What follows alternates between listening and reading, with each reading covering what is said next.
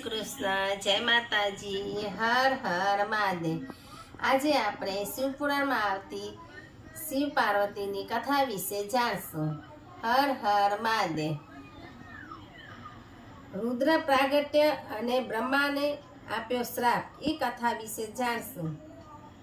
જ્યારે આ સમગ્ર બ્રહ્માંડમાં શૂન્ય અવકાશ હતો, કંઈ પણ ન હતું, ત્યારે એક દિવસ સ્તંભ ઝરહરતો હતો, જેમાંથી બે દિવ્ય જ્યોત પ્રગટ થઈ। એક ઉપર બ્રહ્માંડમાં ગયું અને એક ક્ષીરસાગરમાં ગયું। કરોડો વર્ષની તપસ્યા બાદ બંનેની જાણવાની ઈચ્છા થઈ કે અમોને પ્રગટ કરનાર કોણ।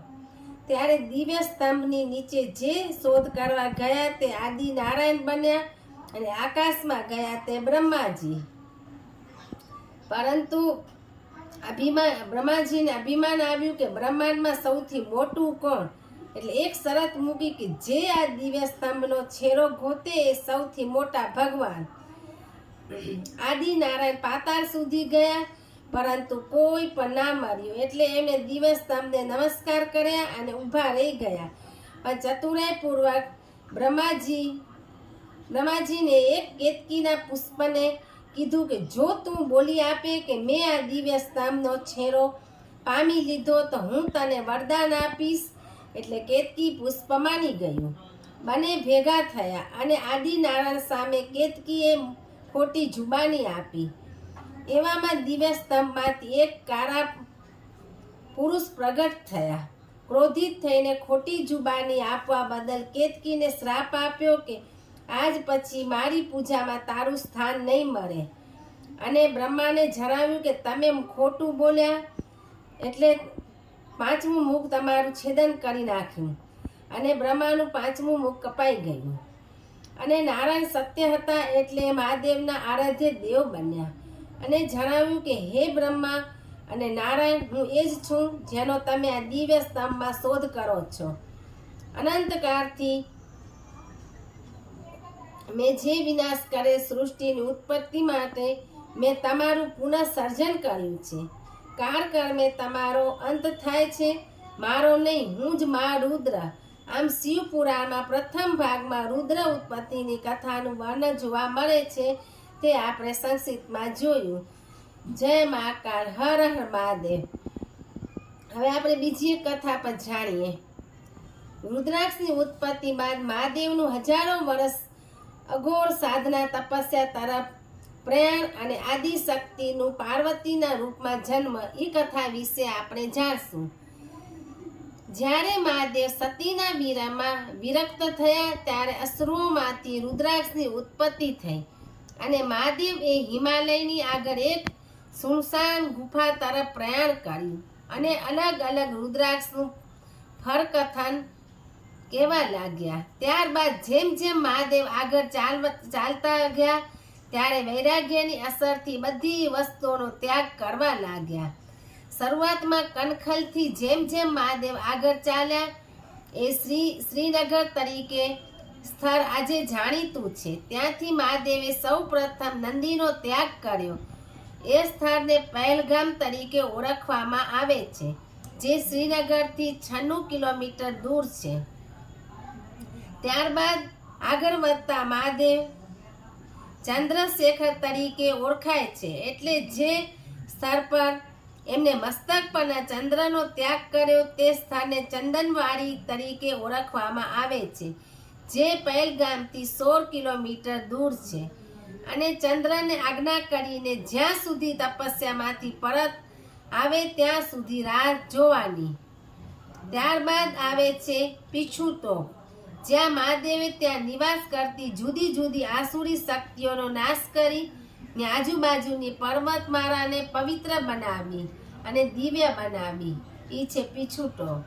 ત્યારબાદ મહાદેવ આગળ ચાલવા લાગ્યા અને શેષનાગ પહોંચ્યા, જ્યાં મહાદેવે પોતાના ગળાના આભૂષણો સમાન શેષનાગ વાસુકીનો ત્યાગ કર્યો અને જટામાંથી ગંગા ઉતારીને બ્લુ કલર સમાન એક શેષ સરોવર બનાવ્યું અને ગંગાને ત્યાં સરોવર રૂપે સ્થિર કર્યા। જ્યાં આજે પણ 24 કલાકમાંથી એકવાર ભાગ્યશાળી યાત્રાળુઓને શેષનાગના દર્શન થાય છે. એ સરોવરમાં દર્શન થાય છે. આ સ્થળ ચંદનવાડીથી 12 કિલોમીટર દૂર છે. ત્યારબાદ માઉન્ટ જગ્યા આવે છે, જ્યાં ગણેશજીની પ્રતિમા બનાવીને ગણ તરીકે આજુબાજુના વિસ્તારની રક્ષા કરવાનું જણાવ્યું અને બનાવ્યું અને સૂર્યના અસહ્ય તાપનો નાશ કરી તે ભૂમિને શીતળતા પ્રદાન કરી. ત્યારબાદ 21 કિલોમીટર આગળ પંચતરની જગ્યા આવે છે, જ્યાં મહાદેવ પંચમહાભૂત પૃથ્વી, જળ, અગ્નિ, વાયુ અને તેજનો ત્યાગ કર્યો. આ જગ્યા જમીનથી 12,500 ફૂટ ઊંચાઈ પર આવેલ છે, જેનું વર્ણન શિવ પુરાણમાં જોવા મળે છે. અને અહીંથી 5 નદી એક સાથે વહે છે, જે મહાદેવે એની જટામાંથી ઉત્પન્ન કરેલ છે અને આજે પણ આ નદીઓ વહન કરે છે અને શ્રદ્ધાળુ એમાં સ્નાન કરીને પવિત્ર બને છે. ત્યારબાદ આવે છે અમરનાથ ગુફા, જે જમીનથી 13,500 ફૂટ ઊંચાઈ પર આવેલ છે, 100 ફૂટ લાંબી અને 150 ફૂટ પહોળી. આ ગુફામાં દિવ્ય જ્યોતિ સ્વરૂપે મહાદેવ અઘોર તપસ્યા શરૂ કરી. આદિકાળ સુધી હજારો યાત્રાઓ આ યાત્રા કરીને જીવન ધન્ય બનાવે છે અને પરમ કૃપા મહાદેવની પ્રાપ્ત કરે છે. એવું વરદાન અમરનાથ ગુફાને આપી મહાદેવ સમાધિમાં લીન બની ગયા. એટલે જે પણ કોઈ અમરનાથ બાબાના દર્શન કરે છે તે પવિત્ર બની જાય છે, એવું મહાદેવનું વરદાન છે. આ પ્રથમવાર મહાદેવ અમરનાથ આવ્યા હતા. આગળ કથામાં આવશે મહાદેવ પાર્વતી સાથે પણ બીજી વાર આવેલ અને બરફના સ્વયંભૂ શિવલિંગ તરીકે બિરાજમાન થયા છે. આદિશક્તિના પરમ દિવ્ય આત્માને આજ્ઞા કરી કે તમે હેમાવતના ઘરે હિમાલય મહારાજ અને મેઘાવતી રાણીના ઘરે પાર્વતી તરીકે જન્મ ધારણ કરો. આજ્ઞાનું પાલન કરતા આદિશક્તિએ એવી લીલા બનાવી કે એક વખત રાજા હેમાવતને રાણી મેનાવતી જંગલમાં રાત્રિવાસ કરવાની સ્થિતિ આવી ગઈ અને જે જગ્યાએ રાત્રિવાસ કરતા હતા ત્યાં સતીનું એક અંગ શક્તિપીઠ તરીકે બિરાજમાન હતું, જેનું આસુરી તત્વોથી હેમાવત એ રક્ષા કરી અને અસુરો સાથે યુદ્ધ કરી રક્ષા કરી. એટલે આદિશક્તિએ હેમાવતને વરદાન આપ્યું અને હેમાવત અને મેનાવતીને ભાગ્યશાળી અને પુણ્યશાળી બનાવ્યા. મા પાર્વતીના જન્મથી હિમાલયની દરેક પર્વતમાળાઓ ઝગમગી ઉઠી અને આખું હિમાલય દિવ્ય બન્યું.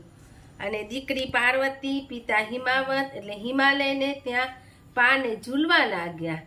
આમ ઉપરોક્ત મુજબ ભાગ 5માં શિવ પુરાણમાં મહાદેવ અમરનાથ યાત્રાનું વર્ણન જોવા. ત્યારબાદ હવે શિવ પાર્વતીની કથા એટલે લીલાની શરૂઆત થાય છે. મારો ઠાકોરજી, મારો મહાદેવ, ભગવતી આદિશક્તિ દયા કરે તો કૃપા કરે તો એકવાર અચૂક અમરનાથ યાત્રા કરવા જજો. અને અમરનાથ યાત્રા કરવા જેવી છે અને જીવન ધન્ય બનાવજો. તો પ્રેમ શક્તિ પાર્વતી માતા કી જય. હર હર મહાદેવ કી જય. નમો પાર્વતી પતિ. હર હર મહાદેવ. જય માતાજી. હર હર મહાદેવ. તમને અમારી કથા સારી લાગી હોય તો કોમેન્ટમાં હર હર મહાદેવ લખજો અને સબસ્ક્રાઈબ કરજો. હર હર મહાદેવ ને લાઈક કરજો, શેર કરજો.